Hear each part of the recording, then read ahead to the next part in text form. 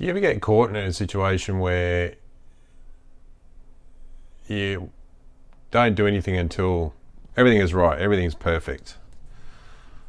And, I've talked about this on my channel before, where getting caught into that trap of wanting everything to be perfect, like I've got to be clean shaven and like everything's got to be perfectly tidy in my kitchen and all that sort of stuff. The light's got to be right for me to record a video, and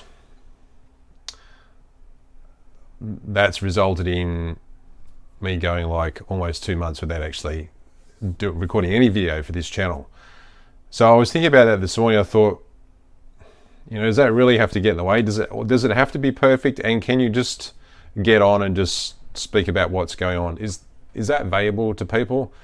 I don't know. Maybe it's valuable to one person. Maybe that's enough. The where my life was at when I first started this channel is vastly different to where it is now. And if I look back, like I was I was really struggling financially, like pretty much on the bones of my bum, so to speak. And I had some additional time to create something like this. It was really exciting to get something going because I've never really talked about the things that I'm passionate about before on a YouTube video. And I feel like a lot of the things I wanted to talk about, I've talked about, but I think recently I've gotten into a place of, well, I have to portray this sort of how everything is perfect so that other people will find it inspirational.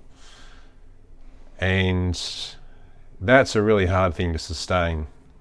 I mean, the fact is that, my diet isn't always perfect. I don't always stick with the way I've been eating, the carnivore way of eating. And, most of the time I do. I'd say probably 95% of the time that's how I eat, and that's actually what works better for me. But, I'm not I feel like I found myself comparing myself to someone, say like Dr. Chafee, whatever, who just seems to be like super strict, super disciplined, and thinking that, if I can't be like that, then it's not worth me actually saying anything at all. I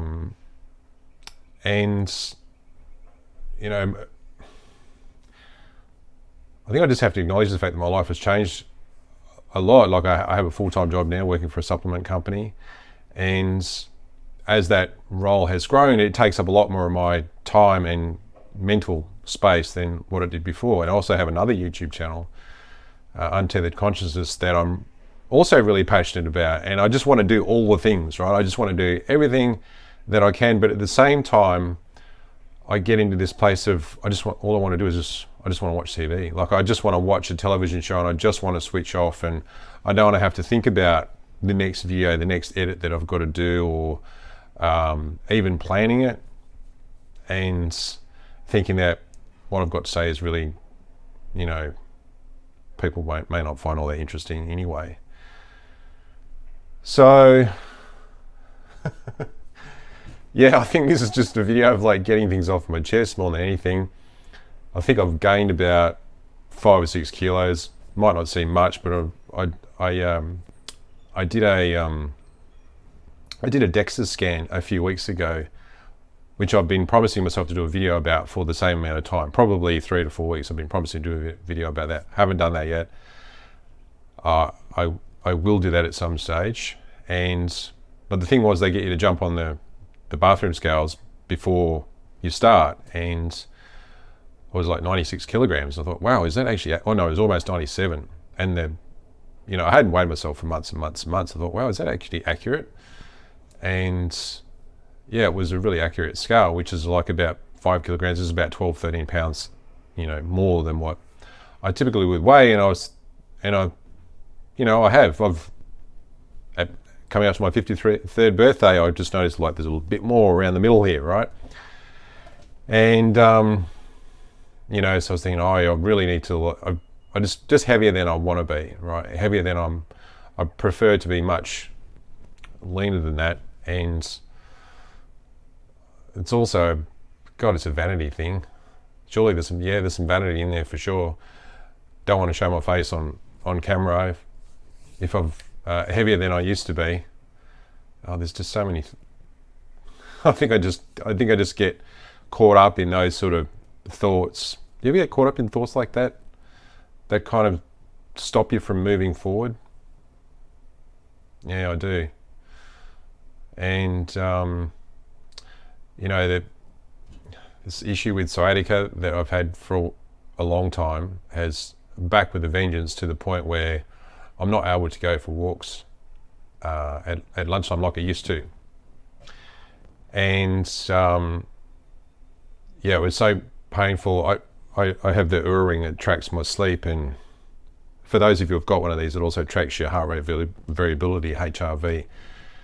And my HRV is just in the toilet. My body's always under stress, even during the night time. It's like, normally it would be about 45 to 70 milliseconds, which is really good for me. And now it's like 10 to 12, because every time I move, there's pain, and I haven't been able to make any progress with that for months. So only just recently I went to see I saw one chiropractor, then I saw another physiotherapist, and then I discovered this therapy, which is like, it's called a few different things: manual release therapy, active release therapy, where the idea is that the sciatic nerve can be caught up in various parts of your body with adhesions in the muscle tissue that then kind of stop the nerve from gliding well as you move. And so I found a practitioner in Sydney that does that, and that has helped a great deal. I'm still not a long way out of the woods yet, but I was getting to the point where it was really starting to affect my mental state.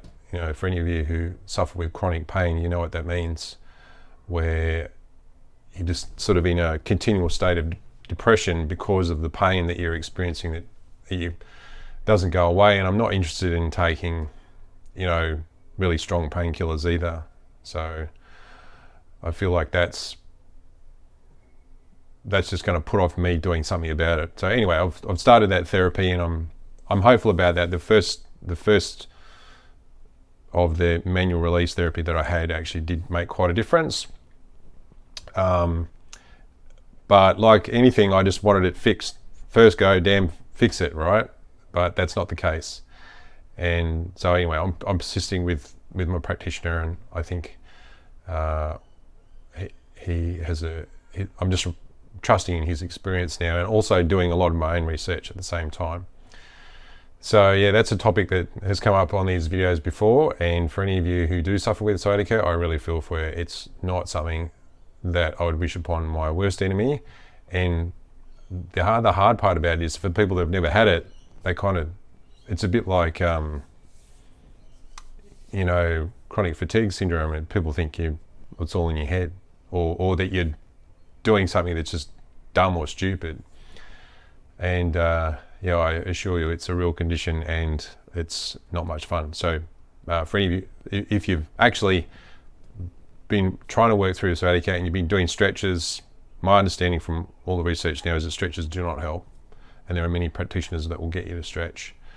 You definitely don't want to aggravate it, so I've had to limit my exercise. I still do weights as best I can a couple of times a week in boxing, but I've really got to shorten the duration, and I can't go forward. So that means I don't go out in the sun as much. But I've got a lot to be grateful for as well. Like, kids are good, the family's good. I'm very fortunate that I have a really well-paying job now, and that's a big difference to where it was at a year ago. There are so many people that have supported me in this channel.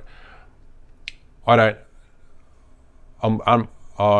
reluctant to say, okay, I'm back into going like every week with my videos, because sometimes I just don't have it in me. I just don't have the I don't know if you call it mental fortitude to be able to say, okay, I can do that regularly. And I have the same experience with my other channels. Like, okay, I want to do something every week. I've got enough interviews backed up to do that, and there's just weeks where I don't want to do anything. And I I just want to do the bare minimum that I can. I've got to do work, for my full-time job, for my employer, so I've got obligations there. And then I make a lot of other things optional, and that's just what I've got to do at the moment. Anyway, I wanted to let you know that I'm still here. I'm still around. I guess it's winter here in Sydney. It's actually a fairly warm day for winter. We've had so much cold weather here. Nowhere near as cold as it gets in Alaska. That's for you, Melitza. But yeah, it's for us who are used to the hot weather. It's definitely quite cool and cold and wet and rainy at times.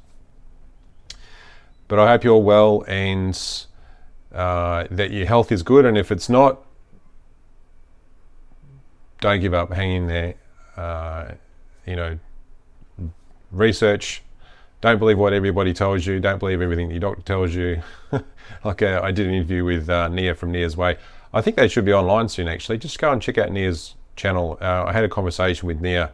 It was really great. She's such a great interviewer. And, I talked about some things I've never actually talked about before. I talked about some of my early childhood. And yeah, it was really enjoyable. So if you don't know the Nia's Way channel, you should definitely go and check that out. And I'll talk to you guys soon. See you later.